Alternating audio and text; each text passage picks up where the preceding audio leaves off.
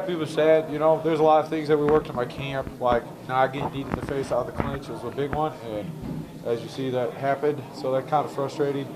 Just, you know, the second round is when I really finally came to my own. I was like, okay, got that first burst out. Now I can relax and pick my punches and throw my combinations. But for some reason, that first round, I was kind of hesitant, brawling a lot. It's kind of frustrating. It's kind of like I don't know. I was just like, got to get through that first round. After that, then I'm good. But after the first round, I was a little frustrated. He hit me with that knee, broke my nose, kind of woke me up. Had to use my wrestling a little bit to regain my composure. And like I said, once this came to the second round, I felt a lot better, even though my nose was smashed. But felt a lot more comfortable in there. Everything calmed down a little bit. What the broken nose? I mean, some fighters will panic and things will fall apart. What was the difference for you? How did that jumpstart you a little bit? Really, I was just kind of like, damn, he got me. Like that was solid. Touche. Now I gotta get you back. You know. Now I gotta land something nasty to get you back at it. And really, I mean, it felt solid. And I noticed I was bleeding a lot, but other than kind of sucking my wind, that's another reason. I was trying to calm him down so I could breathe better, calm him, slow him down a little bit so I could regain my, composure. What was said in between the first and second rounds to you? Was there anything that was said that assisted in jumpstarting you? Or my coach going, calm down, relax, you're okay, just breathe, just pick your shots. And that's what I had to do, go out there, stay tight. Don't let him bull rush you and try to grab a hold of me. And that's what I did, just try to stay a lot more patient. Slow the fight down a little bit and land my shots. Let's talk about that finish, because you seemed like you were picking your shots. I mean, you threw that kick at the end to finish it. What did you see? Well, he's tall. He's a naturally tall guy like myself, and he stands with his elbows real high, like Muay Thai style. So if you feint anything in the face, he's going to put his hands up even higher. And then you got all this area that you can just blast. And we'd been working a lot of that. And I noticed in the first round, I threw a spinning back fist just real quick, and it landed. So I could tell right there he wasn't used to spinning stuff because I was trying to throw feints and stuff. He wasn't even reacting to them. He'd never really even seen them. So once I got him up against the fence, there was no running backwards. So when I threw it, he had nowhere to go really. So it landed solid, and then for whatever reason, I decided to throw another one right after that, and it landed kind of too and dropped me. How satisfying is this victory for you? I mean, given that you fought through a broken nose and saying that you had a slow start, how do you feel? It's a little bittersweet. I'm super stoked I got to win. I mean, we're in the UFC. I mean, that's always, you always want to win. But it sucks that I have this glitch where I start slow. I got to get that fixed because realistically, I should have been way better. This should have never happened. I worked too hard with my wrestling coaches and my guys. We drilled specifically not for this to happen, and I let it happen. So it's kind of bittersweet. Glad I won. There's a lot of things I need to work on. Is this the first time you've broken your nose in a fight? And I was just curious, that I know of. Not that this bad. Yeah. This is worse. I mean, it's been crooked before, but never this bad. What's it like having to deal with that kind of adversity in the cage? I mean, it's just gotta. You could let it break you and quit. But then how are you gonna tell all your coaches that I quit because I broke my nose, when you just spent the last 3 months of your life preparing, taking them guys away from their families every day. I broke my nose, so I decided to quit. No, I'm not built that way. Are you hoping for a bonus with this finish? That'd be pretty cool. They said I was the 4th one to ever land a spinning back kick knockout, so that'd be pretty sweet. But I mean, this whole card's stacked full of monsters, so I wouldn't be if I don't get it, I don't get it, Thank you. Yeah, thank you very guys. When you talk about the fight a little bit, you said you seemed like you were a little bit sluggish out there at first, but you pulled it out. So talk about the victory.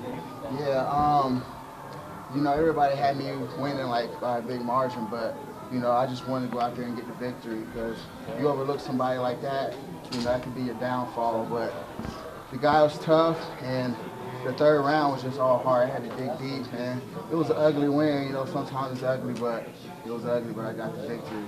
What went wrong? Was it the cardio, or or did you just feel like you were off tonight? Man, I felt like I was off. Maybe I didn't put the right things in my body. I felt a little depleted. I threw a teat kick in the first. I felt my big toe go all the way back, and right now I'm starting to feel it, but I don't know if I felt it in the fight. So it was probably just more of me catching my rhythm, probably respecting a little too much in the first. Yeah, he also had you trapped in an armbar for a minute there. How deep was that armbar, and were you in any trouble at all? Yeah, well, he's a submission guy. Most of his wins by submission, so when he had it, I was like, shit, it's a little deep, but in those situations, you gotta stay calm and patient. You can't panic, because that's when you get messed up, you know. Seemed like you did panic at first a little bit, and then you kind of calmed down and found your way out of it. Yeah, because I don't want to go out like that. Somebody's debut, you know. I'm a veteran right now, so I wasn't trying to go out like that. Now that you got another win in your back pocket, and you know what's next for you, need to take some time off, or what do you got to do? Yeah, I'm gonna go see my daughter for a little bit. She lives in Iowa, so I'm gonna spend some time with her, recharge, and then I'm gonna regain plan with my coaches and see what's next. You dedicated this win to Jordan Parsons, obviously a teammate of yours. What's the emotions been like for a lot of the team, kind of preparing for the fights and having happened to the team and losing one of the family essentially? Yeah, it was really hard. Jordan was a close training partner of mine, so it was hard. Yeah, this fight was for Jordan. That's it. Congrats, man. Thank you. Talk about the win a little bit and how you feel about your performance. It was really good to have a win after 9 months of not competing, and I really have to beg to get fights. I mean, it's tough with, you know, a small weight class, people getting injured, people already matched up, and you know, I'm always asking for the top 10. But if you know those girls are fighting against other people, then you know it kind of puts me back a little bit. But no, I'm excited that I won, and you know, as far as my performance goes.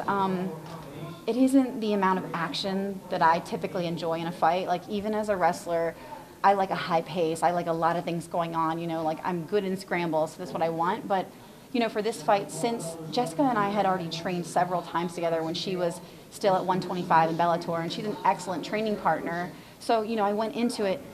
This one was more of a chess match. You know, it isn't the first time that we're being exposed to each other's strengths and weaknesses. And so, you know, most times when I get in there, then people are like, oh crap, she's really strong. But Jessica already knew that. She already knew not to even mess with that. And I knew how fast her strikes were. I knew she has really, really good kicks too. So, you know, even in practice, she brought them up high and, you know, she's fast with them. So both of us were like trying to feint, trying to be selective, trying to, you know, get in and get the things that we wanted and get out. And I felt right away, I didn't know if she was going to come on strong and really pour on the striking, which wouldn't have been a smart game plan because I would have dropped levels and taken her down. But she chose the smarter route, which was to try to draw me out, capitalize on the fact that I like more action, and you know, pick me apart. And she could have done that if I had been, you know, just a little bit more eager, a little bit more careless. Then, you know, she caught me a couple times. She countered me. She stuffed one of my shots really well. So, but that was her whole game plan. She wanted to shut me down and, you know, and like counter me and pick me apart. And, you know, once I felt that, I knew I had to be very intelligent about how I entered into that space. How do you prepare when you're, you know, fighting against somebody that you've trained with? Do you try to add new wrinkles to your game, or do you already go in doing what you do best? So a little bit of both, but I try to take the things that I normally do and use them as a setup. So like sometimes instead of actually throwing my cross, I would just feint my cross because she was stepping to her right, and I was going to look for the hook. Or I threw my jab, and instead of falling with a cross, I threw a leg kick. You know, like, but I had to, you know, only one time did I come in foolishly, like, for the takedown without a proper setup, and I paid for it. So like I got back up, and I was like, well, we got that out of the way, you know. So like next time, set it up better. You know better, Sarah. Don't do that again. You know, respect that she knows that you want to take her down, and you know, do it right. You made a call for the title shot there in the post-fight speech. What do you make of Misha as a champion? I think she's a good champion. I think she's a well-rounded fighter. The reason why I want the title shot against her is because our fight was so exciting and so close, and you know, like I did really good damage on the feet. I got takedowns, and I think, you know, you take that fight and I make a couple of changes, I'm the winner of that fight, you know. So I know that like it's so nice being like neck and neck with the #1 girl, and I'm just like chomping at the bit. And I wish I had had a more exciting fight, but you know, when somebody is being strategic and somebody's backing up more, it's hard to press the action without walking into a hard strike, you know. So while that, I don't think that fight says I am as exciting. I think some of my other fights show that, especially against Misha, is that I am an exciting fighter, you know, when somebody wants to get in there and bang with me. But I've also grown as a fighter to be patient, be selective, and be intelligent about that, and make the fight go where I'm going to win. Now the division's pretty stacked and everybody's kind of paired up with each other. I mean, if you don't get Misha next, you seem like you're pretty unscathed. Is there anybody else that you want to fight? No, I want to be the champion. I mean, if I have to fight somebody else, I don't really have a choice. You know, they make the call of who it is, but I mean, Misha's fight and my fight, I mean, I hit her and broke her orbital lobe. Like, I still have that power. I went in that fight, I could have gone 2 more rounds easily. I had plenty of energy, you know, like my grappling, I've made leaps and bounds in my grappling. I'm more intelligent in my takedowns and, you know, getting to side control pretty quickly. So, you know, I think that, and I mean, how many times did I have her back? So, you know, I think that shows that my control and being able to control and then strike and then control and then strike has grown a lot. What do you make of the championship fight between Amanda Nunes and Misha? How do you think that can go?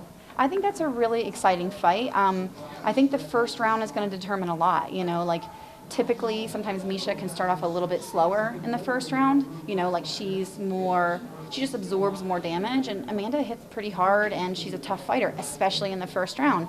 You know, but I say that past that first round, the longer the fight goes, the more it's Misha's, because she has a good solid gas tank. You know, she seems to get better as the fight goes on, and you know, that first round is really going to be, you know, very paramount. It goes past the third round, and I think Misha is going to gain momentum. You seem determined to get that win back against Misha, but what about if Ronda Rousey comes back? Would you be interested in taking that fight again? Absolutely. I want to fight all the girls that I just lost to. I freaking hate losing, and I want to fight them all. But I'd rather fight the champ first, and then the other girls can line up and I'll beat them. Like, they can say, hey, I beat her before, I deserve a title shot, and I'll say, bring it. I would love to avenge that loss. But, you know, I'm 35. I've been doing this for 7 years. I've been doing, you know, grappling, you know, wrestling or grappling for 16 years before that. I have the tools. I have what it takes. You know, I had an off performance against Amanda Nunes. Obviously, I've reset. Thank you very much. Thank you. Congratulations. Thank you. A little bit. What was it? Were you excited at the performance? Were you down? Do you feel like you could have done better? What was it? I mean, I do feel like I could have done better. I feel like in the third I really could have tried to take him out of there. But I got to admit, he confused me with his movement a little bit. I couldn't really find him in the first round, and I'm honestly just nervous with decisions. At this point, I've had 2 really close ones that didn't go my way, and you know, justly so. You know, Edson, who's now my teammate, is a boss. I mean, the guy's unbelievable, and Pearson's a veteran and out game planned me and out jabbed me, and for the first time in a fight, I thought I had the game plan and the strategy going in, so I was like, man, if I get on the other end of a decision right now, I'm going to be really depressed tonight. So that's all I was thinking about at the end. So I wasn't really mad at myself as much as, God, please don't lose this decision. And it was unanimous. So once I heard unanimous, I was like, okay, I think I got this. Was he tougher than you expected? I know you thought he was going to be tough, but it seemed like he was just raw out there.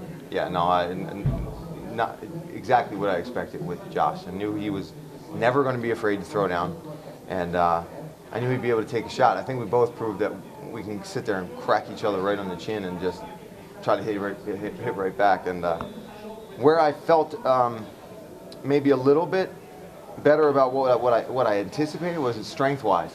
Since he was a welterweight coming down to 55, I thought that's what I was most nervous about, was his size and maybe his strength. And I don't really think that was an issue.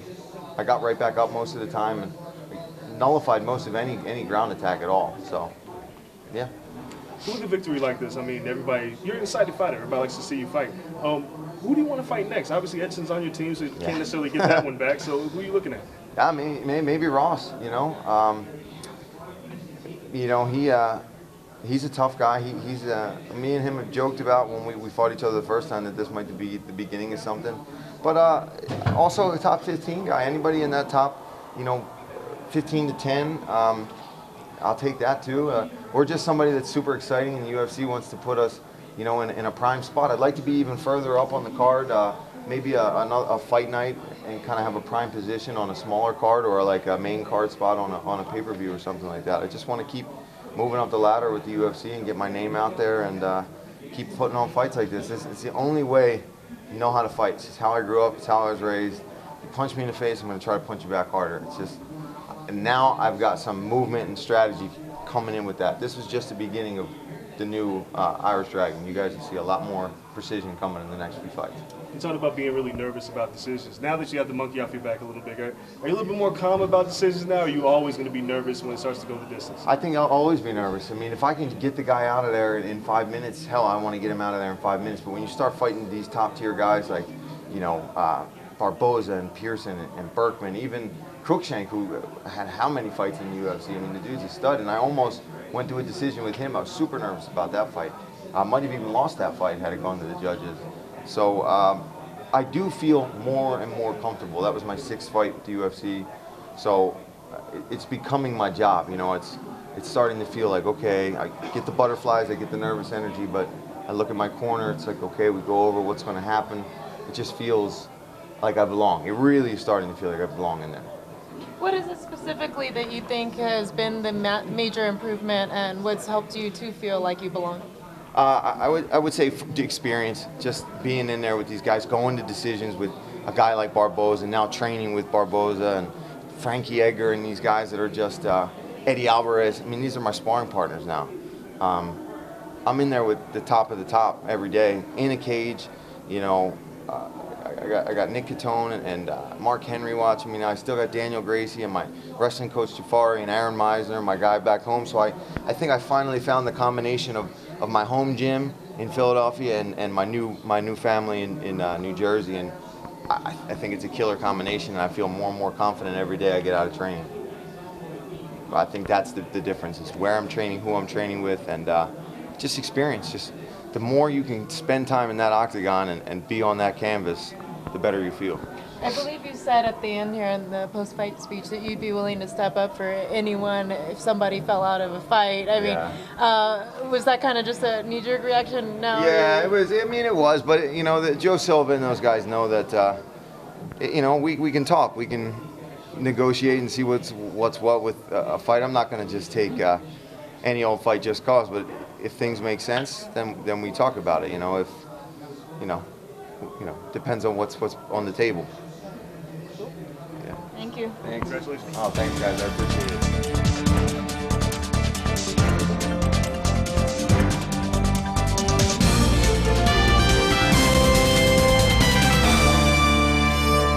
¿Qué tal, mi raza bonita de Las Vegas? Esta semana es el Memorial Day. Y además de la gran final del fútbol mexicano. Y el más bello pretexto para hacer una rica carne asada. 10 millo de res, $2.99 la libra. Sandía sin semilla, 8 libras por $1. Tomate Roma, 3 libras por $1. A festejar en grande con nuestras ofertas. Le esperamos en La Bonita. Vamos a La Bonita. Ven y disfruta del auténtico sabor mexicano. El Chamizal te ofrece gran variedad de platillos con un sabor inigualable. El exquisito molcajete Pancho Villa, el caldo 7 mares, el riquísimo agua chile, el super cóctel de camarones y la exótica cecina de venado y una gran variedad de mariscos. ¡Te esperamos! Es temporada de taxes y muchas veces no sabemos a dónde acudir. Luis tuvo una mala experiencia en el 2011. Por tratar de ganar el sorteo de una camioneta, no recibió su reembolso, pero sí una auditoría. Y en el 2012 le prometieron $10.000 que nunca recibió y lo estafaron cobrándole $500 por su preparación. Miles de contribuyentes son víctimas de fraude cada año. TaxMax te da más. Te ofrecemos tu estimado gratis. Visítanos o llámame al 943-8886.